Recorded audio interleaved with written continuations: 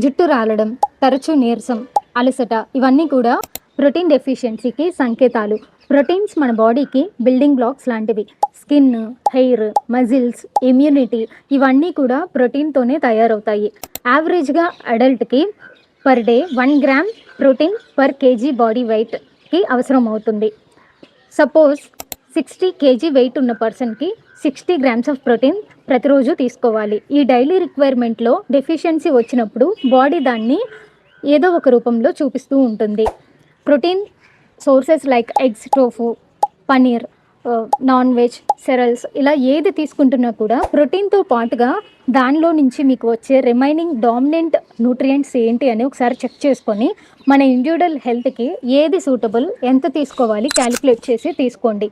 అలానే ప్రతి మీల్లో కూడా ప్రోటీన్ ఉండేలాగా చూసుకోండి. ప్రోటీన్ని బాడీ ఈజీగా అబ్జర్వ్ చేసుకోవడం కోసం ప్రోటీన్తో పాటుగా వైటమిన్ సి రిచ్గా ఉండేటువంటి ఫుడ్స్ లైక్ నిమ్మ, ఉసిరి, నారింజ ఇలాంటి ఫుడ్స్ని కూడా ఇంక్లూడ్ చేసుకోండి. డీప్ ఫ్రైడ్ మీట్స్కి దూరంగా ఉండండి. డీప్ ఫ్రై వల్ల ప్రోటీన్ క్వాలిటీని కోల్పోతుంది.